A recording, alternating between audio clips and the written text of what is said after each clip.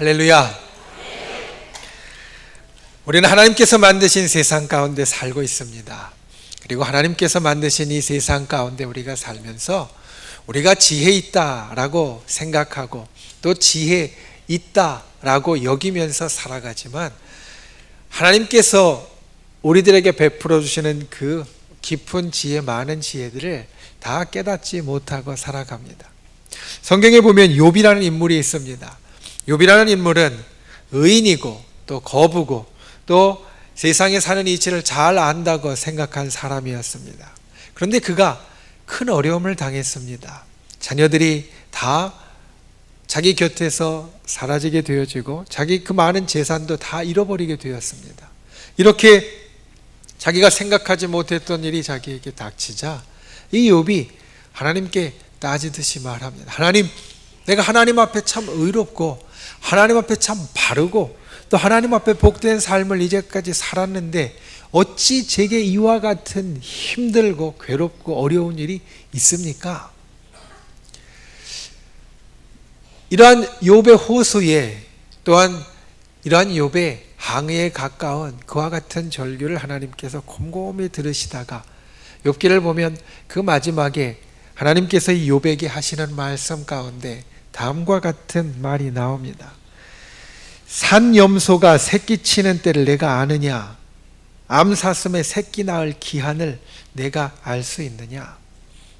산염소, 사실 우리가 염소라고 하면 집 염소는 잘 알지만 산염소는 잘 알지 못합니다. 왜냐하면 우리 눈에 잘 띄는 동물이 아니기 때문입니다. 험악한 산에 살고 그리고 절벽과 같이 아주 험준한 것을 자유자재로 뛰어다니는 그러한 동물입니다. 하나님께서 욥에게 말씀하시는 것이 그 산염소가 새끼 치는 때를 내가 알 수 있느냐? 너 보지 못하니까 잘 그 동물을 찾아볼 수 없으니까 모르지 않느냐? 하물며 염소가 새끼 치는 때 알지 못하는데 하나님께서 이 땅을 운행하시고 또 사람에게 나타나는 일을 내가 어찌 다 안다라고 말하고 또 알려고 하느냐? 그냥 그것은 하나님의 지혜에 맡겨두고 그 하나님의 지혜를 따라 살아가는 것, 그것이 바로 우리가 살아갈 모습이다 라는 것을 이 욥기 말씀을 통하여서 하나님은 욥에게 말씀해 주셨습니다. 우리들의 삶도 주님 앞에서 때로 그와 같습니다.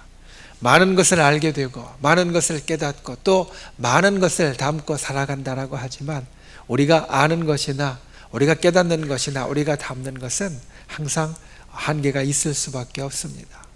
그리고 더더군다나 하나님의 그 깊은 지혜와 그리고 하나님의 깊은 섭리와 경륜을 우리의 그 한계 가운데에는 도저히 담아낼 수가 없습니다. 오늘 우리가 보는 말씀도 바로 하나님의 그 깊은 지혜를 또 우리 가운데 전해주는 말씀입니다.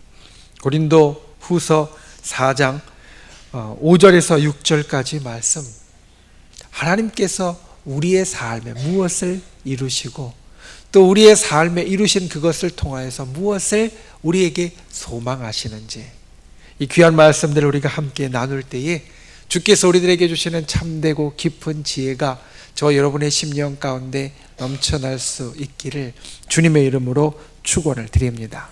첫 번째로 오늘 말씀 가운데 우리가 기억해야 될 것은 우리는 빛을 가졌다라는 겁니다. 영국 에딘버러 대학의 의과대학에 제임스 심슨 경이라는 분이 계셨습니다. 그가 이룬 공적의 뛰어남으로 인하여서 경이라는 기사의 칭호를 받은 사람이었습니다. 그가 한 것은 무엇이냐면 클로로포름이라는 마취제를 발견한 것이었습니다. 그 이전까지 수술할 때에는 효과적으로 사람을 완전하게 마취할 수 있는 것이 없어서 부분적으로 하든가 아니면 최악의 경우에는 그냥 의식이 있는 상태에서 생사를 찍고 수술을 하였다라는 겁니다.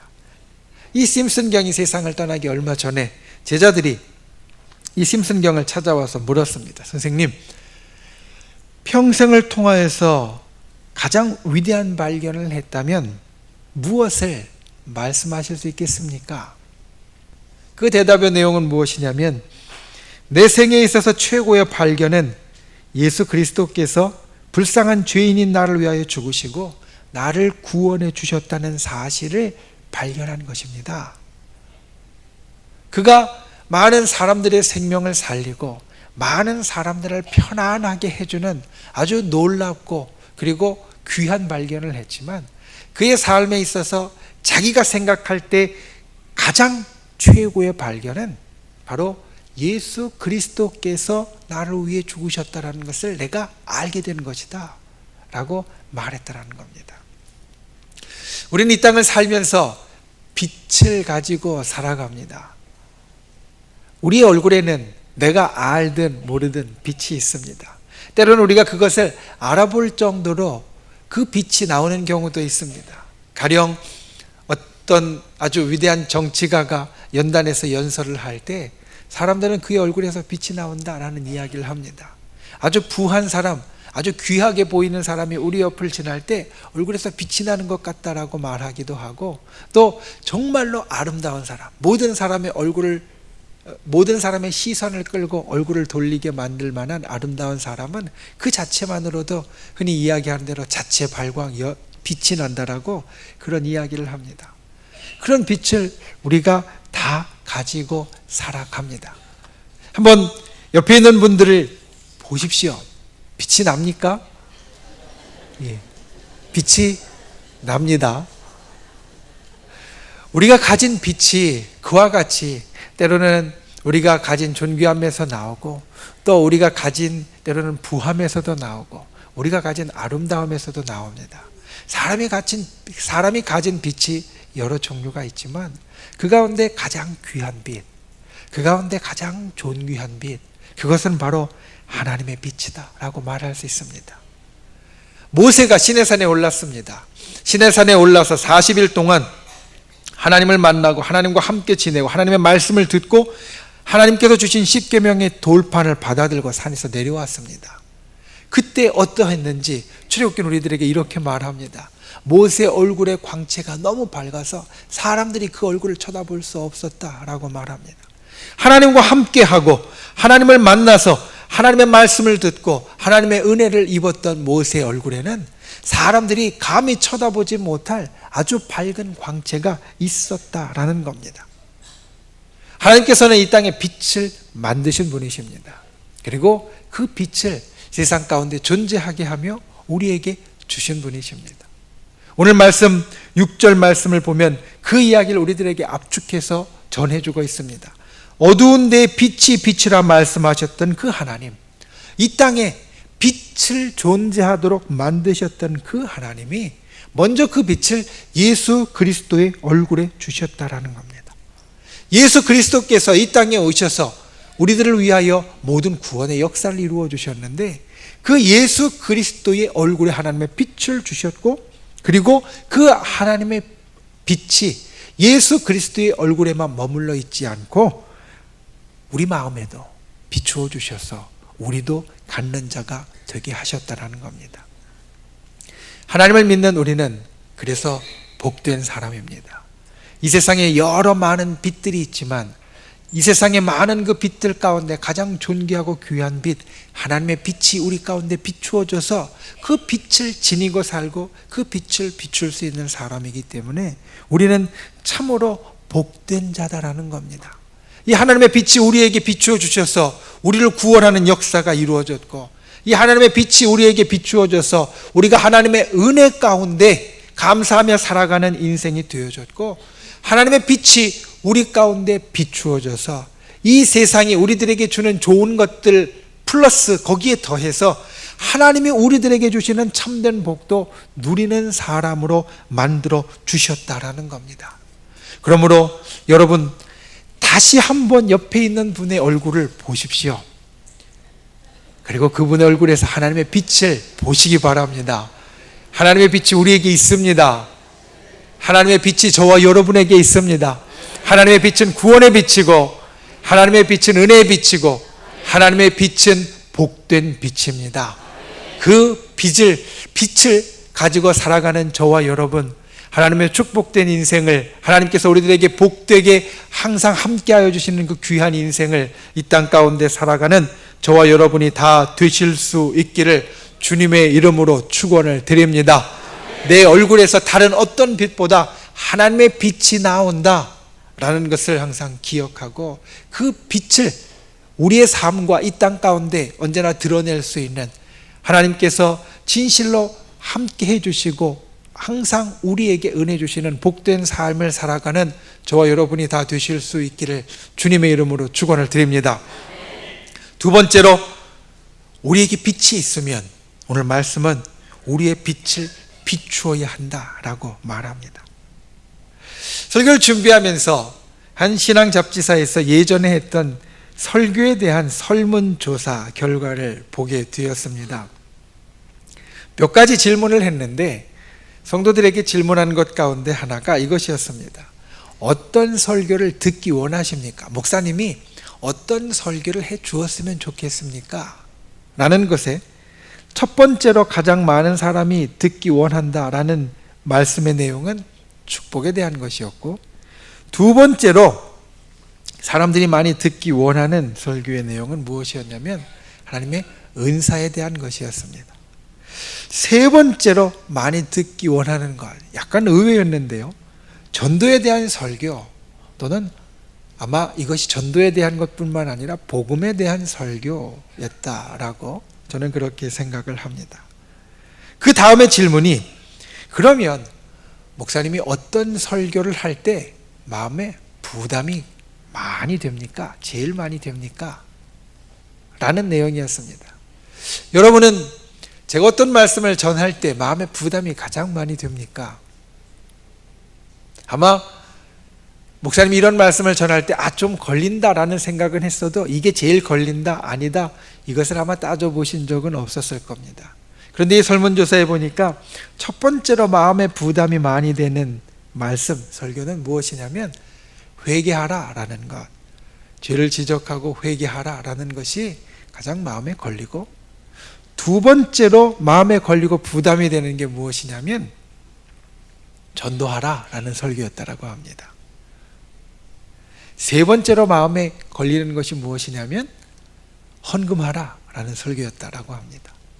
흔히 우리는 그냥 믿는 사람들 여러 이야기들을 들을 때 목사님이 회개하라라고 해서 시험 들었다는 사람 가끔 보고, 또 헌금하라고 해서 시험 들었다는 사람 그보다 조금 더 많이 보고, 전도하라라고 해서 시험 들었다는 사람은 없는 것 같은데 이 순위가 참 의외였습니다. 더군다나 헌금에 대한 설교의 부담보다 전도에 대한 설교의 부담이 더 크다, 그 말씀은 좀 안 해주셨으면 좋겠다라는 게 두 번째로 올라 있었다라는 게 참 이 말씀을 준비하면서 큰 의외였습니다.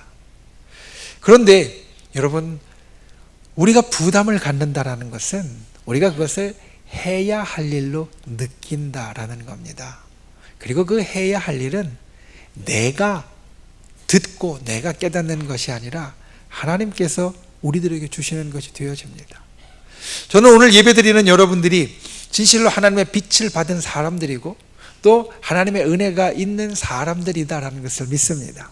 왜냐하면 오늘 여러분들과 말씀을 나누기 전에 찬송가 521장을 찬송을 했습니다. 521장의 내용을 보면 이러한 가사가 있습니다.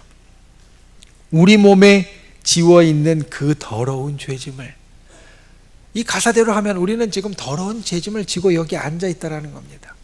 사실 사람 중에 누가 내가 더러운 죄짐 지고 있다라고 하는데 그것을 박수치며 찬송할 수 있는 사람들이 있겠습니까? 하나님의 은혜가 없으면 이와 같은 고백이 사실 불가능한 겁니다. 하나님의 은혜가 없으면, 하나님의 빛이 우리들에게 비추어지지 않았으면 내가 죄인입니다라는 고백을 사실 어느 누구도 할 수 없습니다. 그리고 2절 가사에 보면 또 이런 가사가 있습니다. 세상 헛된 부귀영화 모두 내어버린다. 세상 사람들은 부귀영화를 어떻게든지 자기에게 긁어모으고 그리고 함께 하려고 노력하는데 세상의 부귀영화가 헛돼서 모두 다 내어버린다라고 고백하는 것은 그 모든 것이 다 하나님께 달려있다라는 믿음이 없으면 그 하나님의 빛이 우리들에게 비추어 주셔서 우리에게 그와 같은 깨달음이 없으면 우리가 찬송하기 어려운 겁니다. 고백하기 어려운 겁니다. 그런데 우리는 하나님의 은혜를 받았기에, 우리에게는 하나님의 빛이 비추었기에 세상 사람들과는 다르게 나는 죄인이라고 고백하고, 또 세상의 부귀영화가 헛되고 내가 내어버릴 만한 것이다 라고 주님 앞에 내어놓습니다. 하나님이 우리에게 깨닫게 하시기에 이와 같은 고백이 가능하다라는 겁니다. 여러분, 하나님은 우리 사람을 참 사랑하십니다. 우리 인간을 참 사랑하십니다. 성경을 통하여 처음부터 끝까지 이야기하시는 것이 바로 그것입니다. 마가복음 8장 36절에 예수님께서 말씀하시는 것이, 사람이 만일 온 천하를 얻고도 제 목숨을 잃으면 무엇이 유익하리요? 라고 말씀합니다. 이 말씀을 우리가 보면 하나님께서 창조하신, 하나님께서 참 주의 깊고 완벽하게 또 우리 주위에 참 아름답게 창조하신 이 온 천하보다 한 영혼이 훨씬 더 소중하다라는 겁니다. 정말로 그럴까? 사실 자문해 봅니다. 예수님께서 이 땅에 오셔서 십자가에서 자기의 목숨을 내어주셨는데 정말로 한 영혼이 소중해서 그렇게 해주셨을까?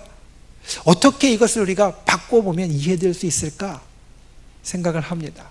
그래서 이렇게 생각해 보았습니다. 온 천하에 만약 나 혼자 살고 있다면, 온 천하에 만약 나 혼자 살고 있다면 그래도 하나님께서 예수 그리스도를 이 땅에 보내셔서 십자가에 돌아가시게 하셨을까? 아니면 달랑 한 사람 있으니까 안 해도 돼 라고 말씀하셨을까? 생각하셨을까? 여러분 어떻습니까? 온 세상에 나 혼자 산다면, 나 혼자 살아도 하나님께서 그 십자가의 역사를 일으키셨겠습니까? 아니면 나 혼자밖에 없으니까 저 한 영은 괜찮아 라고 생각하고 십자가의 역사를 취소하셨겠습니까? 성경은 우리에게, 하나님께서는 비록 이 땅에 나 혼자만 있어도 이 한 영혼을 천하보다 귀히 여기셔서 하나님은 그 구원의 역사를 이루어 주셨을 것이다, 그렇게 우리들에게 말씀합니다. 하나님이 보시기에는 한 영혼이 정말로 이 온 땅의 모든 것들보다 더 가치가 있다라는 겁니다.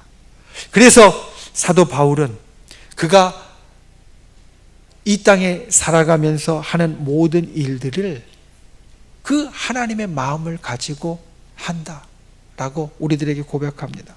사도행전 20장 24절 말씀해 보면 사도 바울의 고백이 우리들에게 나오는데, 나의 달려갈 길과 주 예수께 받은 사명 곧 하나님의 은혜의 복음 증거하는 일을 마치려 하면은 나의 생명을 조금도 귀한 것으로 여기지 아니하노라.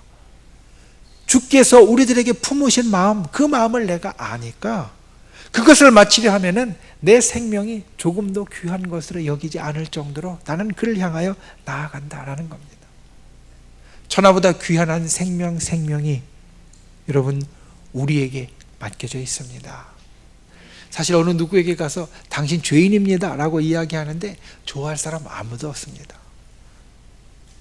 당신 죽을 겁니다, 죽으면 지옥 갈 겁니다 이야기하는데 좋아할 사람 사실 아무도 없습니다. 바울도 그랬습니다. 가서 복음을 전하는 곳마다 그에게 참 힘들고 어려운 일이 있었습니다. 핍박이 있었고 박해가 있었고 그리고 모든 괴로움과 두려움이 있었습니다. 그런데 고린도전서 9장 16절 말씀에 보면 바울이 그 일을 왜 그래도 했는지 우리들에게 말하는데, 내가 복음을 전할지라도 자랑할 것이 없으면 내가 부득불할 일임이라 라고 말하고 있습니다. 부득불이라는 것은 하기 싫은데도 억지로 할 때가 있다라는 겁니다. 우리가 볼 때 그 위대한 사도 바울도, 온 생명들, 많은 생명들을 구한 그 사도 바울도 복음 전한 일을 부득불했다라고 말합니다. 우리가 복음을 전하는 것이 때로는 우리에게 있어서 쉽지 않은 일이기 때문에 우리가 포기해 놓고 있고 내려놓고 있을 때가 많지만, 천하보다 한 영혼을 우리에게 맡겨주셨다는 것을 생각하면 우리는 부득불 그것을 해야 할 일이다 라고 주님 앞에 사도 바울과 같이 고백하는 자가 되어야 합니다. 왜냐하면 이것이 진정한 사랑이기 때문입니다. 우리가 가진 배지에 써 있는 것 같이 전도는 사랑입니다 라고 되어 있는데, 우리가 부득불 이 일을 하는 이유, 그리고 내 생명보다도 내 생명을 조금 더 귀한 것으로 여기지 않을 정도로 그들에게 나아가는 이유, 그것은 바로 우리가 그 영혼들을 사랑하기 때문이고, 하나님께서 그 영혼을 사랑하는 사랑을 우리가 받았기 때문이고, 또 하나님의 사랑을 받아서 우리가 하나님의 빛을 가진 자로서 우리의 빛을 그들에게 전파하고 나누어 줘야 할 사명이 있기 때문입니다. 저와 여러분이 빛을 가진 자로 하나님의 모든 좋은 것을 누리는 복된 백성이 되었습니다. 그리고 그와 같이 복된 백성이 된 것은 바로 우리 주 예수 그리스도를 전파하라, 그 빛을 사람들에게 보여주어라 라는 주님의 뜻이 우리에게 있다는 것을 언제나 기억하는 분들이 되시기를 바랍니다. 우리에게 주어진 것이 왜 주어졌는가, 그 근본을 깨닫는 것이 우리에게 있어서 지혜입니다. 하나님께서 우리에게 왜 빛을 주셨고, 그리고 그 빛이 왜 우리 가운데 빛나게 되었는가, 그 이유를 아는 것이 바로 지혜입니다. 하나님께서 우리들에게 빛을 주신 것은 우리 성도들의 삶을 복되게 하시려고 주셨을 뿐 아니라, 또한 그 빛을 이 세상 가운데 아직 받지 못한 사람들, 아직 하나님의 복을 누리지 못한 사람들, 그들에게 나누어 주고 그들과 함께 하라고 우리들에게 빛을 주셨다는 겁니다. 저와 여러분이 그와 같은 귀한 사명, 그와 같은 귀한 생명을 복된 길로 인도하는 귀한 일들을 아름답게 감당하는 귀한 분들 다 되실 수 있기를 주님의 이름으로 축원을 드립니다. 우리는 빛을 전해야 합니다. 빛을 가졌고 그 빛을 전해야 합니다. 그와 같은 분들이 다 되시기를 주님의 이름으로 축원을 드립니다. 말씀을 믿습니다. 지난 주간에도 우리와 함께 했던 가까운 집사님 한 분이 하나님의 부르심을 받았습니다. 참 급작스럽게 하나님의 부르심을 받았습니다. 그 일을 생각하면 참 마음이 아프고 함께하지 못했던 여러 가지 아쉬움들이 있습니다. 그런데 예배를 인도하면서 우리 사랑하는 집사님께서 참 복된 죽음을 맞으셨다라고 전했습니다. 그 이유는 바로 우리 하나님을 믿는 사람들에게는 하나님의 빛이 비추어 있고, 그 하나님의 빛을 받은 자는 이 땅에서 우리의 생명이 비록 끝난다 할지라도 우리에겐 더욱더 복된 것이 기다리고 있고, 저 천국에서 하늘날 하나님의 나라에서 하나님 품에 안겨서 더욱더 좋은 것을 누리는 사람이 되어진다는 것을 분명하게 확신하기 때문입니다. 그래서 우리의 사랑하는 사람이 우리 곁에서 없어졌어도 우리는 복된 죽음을 맞았다라고 말할 수 있습니다. 이 사랑이 저와 여러분에게 있어야 합니다. 그리고 우리 주변에 우리가 사랑하는 사람들에게 있어야 합니다. 우리 주변에 우리를 사랑하는 사람들이 우리 곁을 떠났을 때 마냥 슬퍼하고 마냥 아쉬워할 것이 아니라 정말로 복된 죽음이었다라고 말할 수 있으려면 그들에게도 하나님의 빛이 비추어져야 합니다.